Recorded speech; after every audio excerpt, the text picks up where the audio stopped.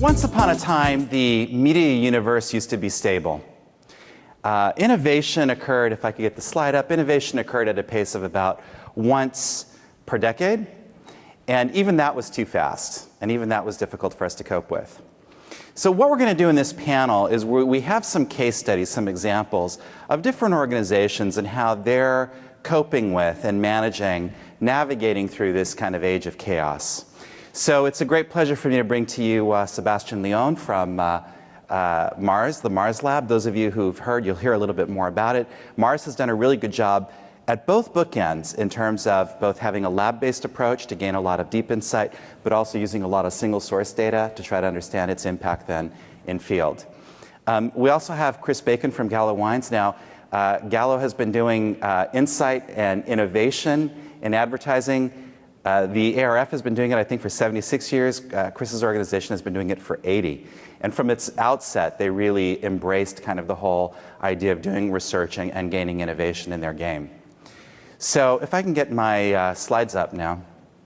So again, the pace of change was very, very, very slow.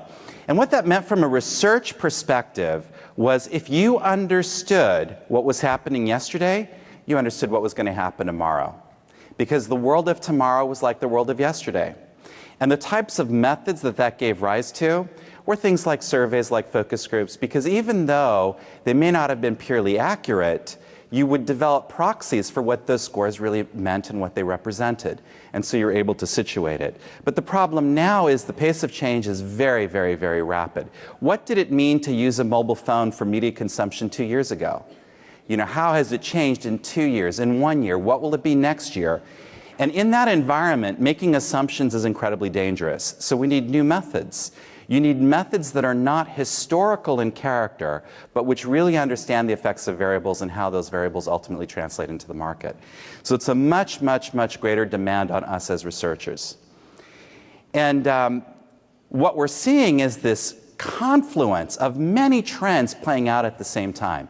Perpetual increase in the number of channels available to consumers, as a result, fragmentation of the audience, the continual and perpetual rise of new platforms, now moving to the wrist, the shift in power to viewers who have increasing control over what they watch, how they watch it, increasing demands on the part of advertisers for growing accountability around their media spend, less dedicated viewing. What does the viewing mean in that kind of environment?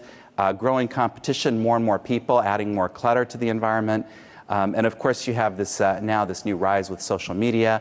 And all of this is facilitated by this acceleration that is occurring with this revolution, this whole digital revolution. And so what you have is this confluence of trends. Not one trend, many trends, all playing out and acting out at the same time.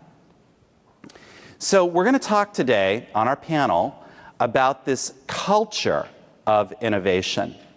And specifically, we're going to talk about 3 drivers. Your access to resources that you need to navigate through the chaos, good systems so that particularly you can act on the insights that you get, and good people who can really drive your innovation. And each of these is important in different ways. So for example, with resources, some of those resources will be internal, some will be external. For example, organizations like the Disney Media Networks, have a lab. Many networks do now. That's obviously a large investment. It costs a lot of money. Not everybody has a lot of money. Some of you are from organizations which can't even spend $5,000 on a research initiative. And I thought a lot about you today, so I have a gift that I'm offering all of you. If you come from an organization where you don't have the budget for a lot of good research, if you go to the Beyond 30 stand, which is at the end of the exhibition style, we have a decision maker for you. And you can click the decision maker and it will make your decision for you. And this is probably better than some of the research that's out there in circulation, because at least this has the probability of random chance. So go ahead and feel free to get your decision maker. But otherwise, you want to be thinking about how to take, even if you have a small resource, how to make sure that you put that resource to good use. So one example is a CPG company. I won't name them, but I'm actually really impressed with what they've done. They didn't have budget. They couldn't spend. They managed to muss together about $50,000. And in their building, they built a little lab, which was just an eye gaze system. That's all they have. One staff member, one eye gaze system. And what they do is they test their packaging on their employees. Now, that's not great, but it's better than nothing. There are many problems which they have detected, which are human factor issues, which they'll pick up in that very modest investment. There are university consortia. Beyond 30 is one, but there's the Ehrenberg-Bass, for example, initiative with Wharton. There's the MIT Media Lab. There are a number of innovations. There's the ARF. And what these do is these allow you to take modest spends and collaborate together to tackle new spaces. But whatever it is you do, whether it's internal or external, you have to allocate resource to innovation. If you don't allocate resource, then it's not going to happen. So that's the first key. The second is you have to have systems. Now, you have to have some way of systematically challenging your assumptions. And it may be that you do strategic workshops. It may be that you have some type of lab initiative, some single source initiatives, some big data. Whatever it is, you have to translate that into an actual system and not just one-off ad hoc initiatives. And a couple of examples of this in the Beyond 30 consortium, we had a number of members on the Disney side, for example. There was Artie Bulgren and Mark Lowney at ABC who conspired together with this vision that said, wow, the research that's happening in this university initiative is great. We need this in our day-to-day business. And they worked within their systems to get the energy and the momentum and the money that was needed to fund the Disney Lab.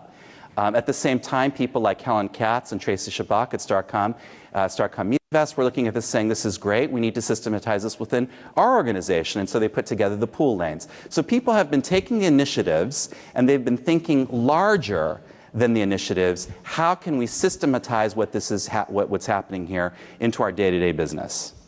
And then finally, you need people. I think one of the best things about initiatives that you take that are around innovation is it allows you to discover who within your organization are the innovators. Not everybody is an innovator. It takes a certain aptitude to be the type of person who will have a passion for change. And that's not something you can just assign to someone. When you take an initiative, it floats those people to the top. You find those people within your own organization. And likewise, it's not every decision maker who's able to act on those insights. And you also discover in senior management who the key people are who are really going to have the capacity to embrace the change. So that's a little bit of setup. Each of us will present just a few minutes on how we're approaching innovation. Very quickly, our philosophy in both organizations, at the University Lab and at the Disney Lab, is to make sure that we have our toolbox. We don't want to be passionate about any one tool. We want to make sure that we have the capability to find the right tool for the right task. Sometimes we use surveys because surveys are the right measure. Sometimes we use eye gaze because eye gaze helps us understand what's happening where. We use biometrics. We draw on facial coding. We draw on reaction time testing, which is implicit association measurement, and very rarely we'll also draw on EEG. And the reason I say rarely is because usually I can do what I need with all the other tools. EEG is our last resort. And then in Beyond 30, what we've done is we've created a consortium approach so that everybody comes together once a year and we ask the group, what are your priorities for this year? What are 6 research questions that we can tackle this year collectively together? And that way everybody pulls up some funding together and we tackle different research questions. So I want to give an example of how that works in practice. Gail was talking a lot about mobile and and new initiatives within the ARF around mobile. So in Beyond 30, we did our first mobile study in 2006. At that stage, at that time, there were no mobile phones in the market that could actually handle video. So we saw that this was coming, and to figure out what its effect might be, we had to actually use an iPod Classic. So the very first study that we did to test this actually used an iPod Classic to see what the effect would be of video on a very, very small screen. And the big surprise discovery in 2006 was that all screens were equal, that the impact of a video ad seen on an iPod, seen on a PC screen, or seen on a TV was absolutely the same. We replicated that study in 2008, this time using a mobile phone. Note it was a small little Nokia with a very small screen. And again, we found exactly the same results. We tested this across a range of ad models with clutter, pre-roll, mid-roll. We found exactly the same results. Recently, in 2012, last year, we replicated this study for ESPN. Looking now across 4 platforms, we find exactly the same thing. So what we discover is it's not screen size that makes the difference, it's really what you do with the screen. That's something that we have found since 2006, and organizations like ESPN were able to capitalize on that insight early and make sure that they were investing in the mobile space. I mean, even to this day, I think mobile is still undervalued because people don't appreciate its true potential. So the other area where I get to practice a lot of my innovation is at the Disney Media and Advertising Lab. And real quick, just an example, the lab is a dedicated facility. We have living rooms and we have theaters with all these different measures that we've talked about. And just an example, we've done lots of studies looking at the effects of brand integrations. And the way that we do this is we have to isolate the variable. So we isolate the brand integration. So we produce the program with and without the integration, where a truck will pull in with the department store logo on the side. We either rotoscope it or we substitute it with another shot at that spot. And we see what the effect is of the ads with or without the integration. Here you see that purchase intent lifts very, very considerably. Just with 4 seconds, just 4 seconds of brand integration in a 1-hour program produces this huge effect. But what the biometrics do is they tell us why. And so what we see in this particular case is there were 3 ad exposures in the 1-hour program, and the gray bar, which is without the integration, each time people habituate to the ad, they've seen the ad before, they're just a little bit less engaged. But where they had the brand integration, the saliency of the brand is maintained, and so what's happening is it's actually the ad that is performing better. So brand integrations work not so much on the cinema paradigm of the lift they provide. They work because they change the audience disposition to the subsequent ad exposure. It's a completely different way of understanding how brand integrations work. And we only got there because we had the biometrics to inform that insight. So just some quick examples. So if you have any questions for me, please feel free to email me or link me in or something.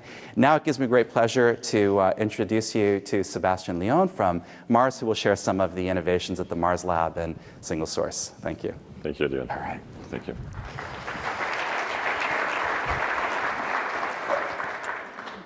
Okay, so you can probably see that I'm not Laurent Larguina, so they tried to find a French guy with a last name starting by A-L, and so they find me. So that's the reason why I'm with you today.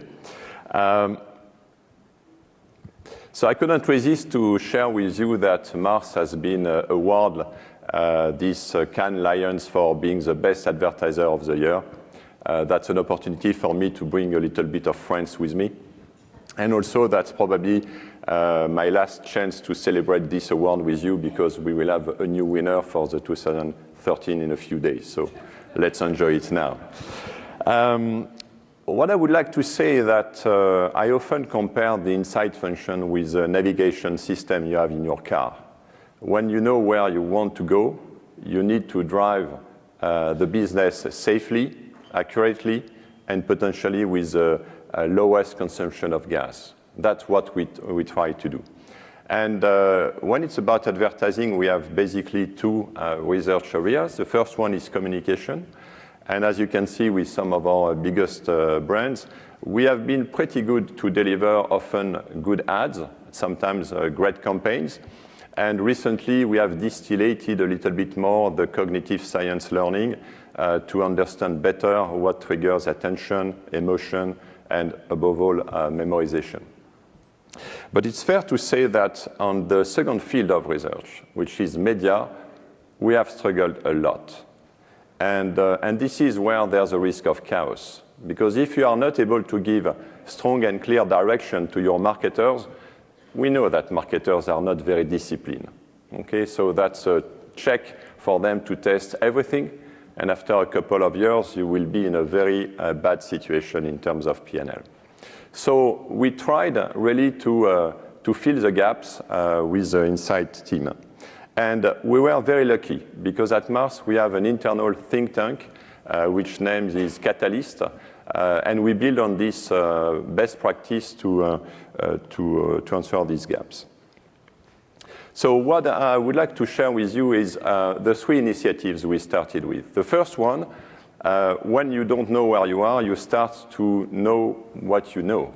And that has been a tremendous success for us because we avoid people really activating some myth in our business. So we were really looking for repeatedly successful, proven recipes.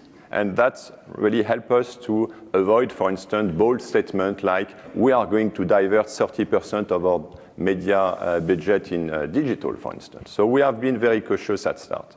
And then we also acknowledged that we needed some assistance and some help. So Duane mentioned some of the initiatives for us to strengthen our links with the academic world. We started, for instance, with the Hornbeck-Bass Institute in Australia to really make sure we were driving the right levers to grow brand. It was a little bit of overall system. Then we contributed with Wharton to this Future of Advertising initiatives because it's about understanding our ecosystem generally. And then we also try to get the best of the big data management with the MIT Media Lab, where we have a series of programs, one being, for instance, on how we can translate biometrics and facial recognition in our research. And finally, obviously, we made a huge workload with our key research institute partner in the area of cognitive science with Ipsos, but also in single source with Nielsen and GfK.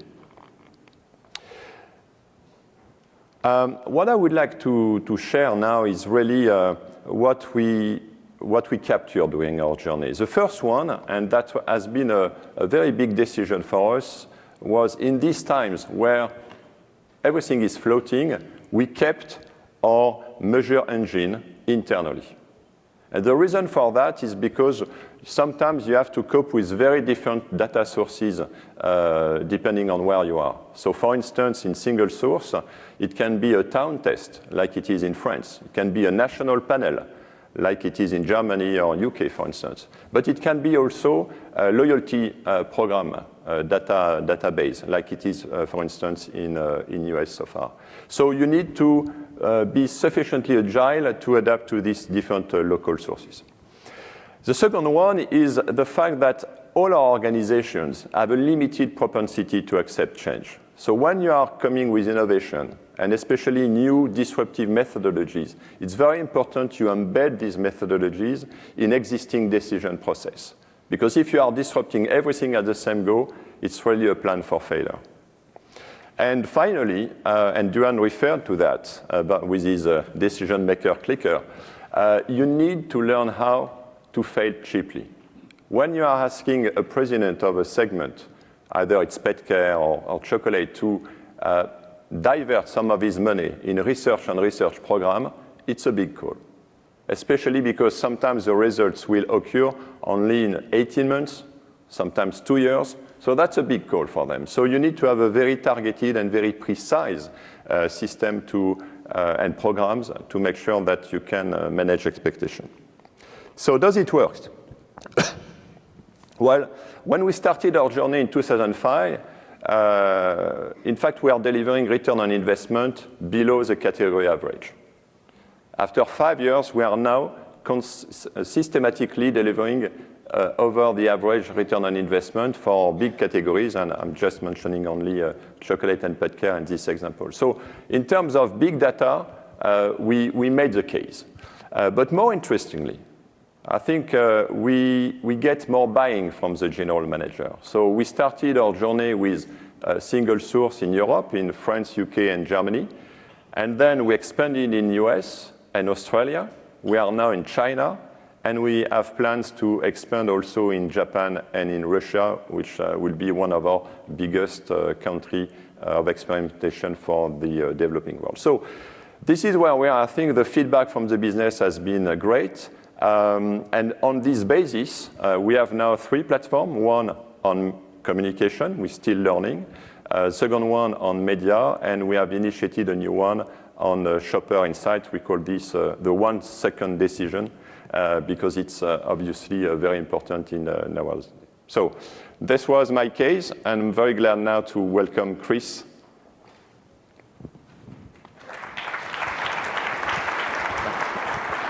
Well, thank you, Sébastien. And I'm going to put the clicker aside. I have no slides. I don't have the investment in creating new systems and new metrics like Duane and Sébastien.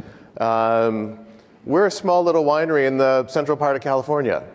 Yes, we've been around for 80 years, and yeah, I guess we are the largest privately owned, family-held winery in the world, and we have the #1 brand of wine in the United States in Barefoot Wine and Barefoot Bubbly, and our newest Barefoot Refresh, and I encourage you all to go out to your local store and try them.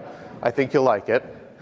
But despite that success, the chaos that we had at Gallo last year, think of it this way. I think of chaos as that multitude of voices. And for me, it was the multitude of voices that said, Hispanic consumers don't drink wine. Okay, so let me ask, do we have any Hispanic or Latino people in the audience today? And how many of you drink wine? Thank you very much. Okay, so my management would say to me, Hispanics don't drink wine. Oh, Hispanics only drink sweet wine. Hispanics only drink beer. Hispanics only drink tequila. You can only speak to Hispanics in Spanish. No, you speak to them in English. I'm like, okay, wait a minute, stop. The point is that we did have some information. And of course, there's lots of information available on the internet. And I was fortunate in that I had a couple of marketing VPs who said, look, let's learn. So I had one marketing VP who said, look, I want to know where my brand stands. So I said, okay, fine, we'll do a tracking study. I had another VP who said, look, I want to know some of the attitudes and behaviors. So I said, great, okay, we'll do an attitude and usage study. So we had both of these studies in the field, and I had a brainstorm, and I said, wait a minute, I'm thinking about this too small. So the innovation for us was to say, look, how do I take tactical pieces of learning and bundle it into something that is much more strategic? How do I take something which would seem quite small and make it really a piece of fundamental, foundational strategic learning? So what we did was I said, okay, wait a minute. Here's what the key questions are. I've got people asking, what's the size of the prize? What are people doing now? What are the barriers? What's keeping them from enjoying wine? And that ties back into what's their motivations? Who are they? And who is this audience? And how do I get to understand them better? So what we did was we tied together our tracking learning, we tied together our attitude and usage work. I brought in friends from the ARF, David Burgos, who is not here today, but leads the multicultural work at Millward Brown, and my co-chair on the Multicultural Forum for ARF. I said, David, come talk to us. What are the best practices? He said, sure, love to.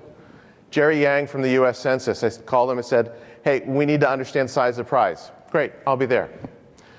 Put together a half-day forum, got all of our marketing people, shopper marketing, salespeople in a hotel ballroom like this. But it wasn't about presentations, okay? It was about bringing the consumer to life. I think we saw it in Bob's video and we saw it in Soledad's video yesterday. We got to remember that behind all this data are people.